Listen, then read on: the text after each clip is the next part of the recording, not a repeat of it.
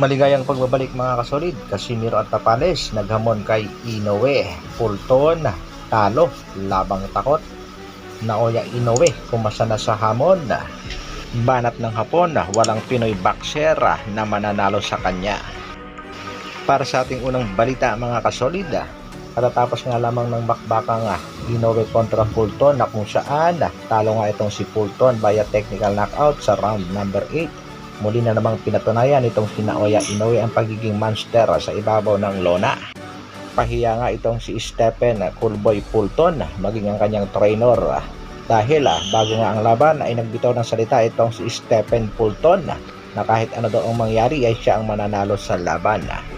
Marami nga ang nakapansin sa bakbakang ito mga kasolid na itong si Stephen Fulton ay kabado. Tila takot na takot dito kay Naoya Inoue kaya ganoon na lamang ang kanyang ipinakita sa pakikipagbakbakan, wala sa focus. Easy fight nga lamang kay Naoya Inoue ang laban kontra dito kay Stephen Fulton. Marami pa naman ang nagsabi nga dito sa labang ito mahihirapan ang Japanese monster pero tila nagkamali ang opinyon. Banat naman itong si Fulton sa post-fight interview, hindi daw malakas ang suntok ni Inoue. Nagpalusot pa, hindi daw malakas pero bagsak siya at labang takot talaga. Sa kabilang balita naman mga kasolid, matapos ngang manalo nitong si Naoya Inoue kontra Stephen Fulton ay kaagad namang umakyat sa ibabaw ng lona itong unified champion na si Marlon Tapales. Personal ngang hinamon ito ng ating kababayan.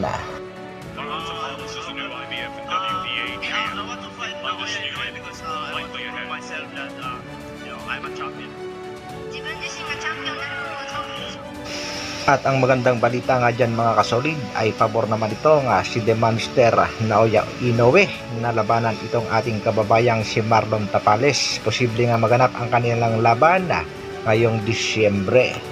Kitang-kita natin mga kasolid ang ngiti ni Lolo Bob Arum na andyan din ang WBO President at syempre ang MP President na si Sean Gibbons. 100% tagumpay ang plano ni Lolo Bob Arum at ni Mr. Sean. Kaya naman isang good luck sa ating kababayang si Marlon Tapales, mag-training ng mabuti at patibayin ang bodega dahil ang kanyang makakalaban ay hindi basta-basta ang tinaguriang Japanese monster na si Naoya Inoue. Tagatahol, muli na namang bumanat at ginamit pa nga niya ang pangalan nitong ating kababayang si Marlon Tapales upang tirahin itong team at kampo nitong si Jandrel Casimiro. Wala namang imposible dyan mga kasolid, malay natin manalo nga ang ating pambatong si Tapales kay Naoya Inoue tulad ng pagkapanalo niya kay Akhmadaliev. Para sa ating huling mga balita, kaunting update sa ating pangbatong si Jandrel Casimiro.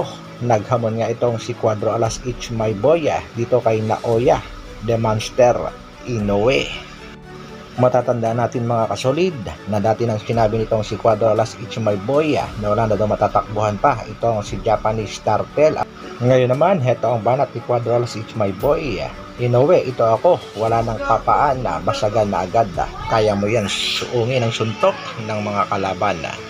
Pero tila dead ma lang yan sa tinaguriang Japanese monster dahil ang hapon nakapili na ng makakalaban.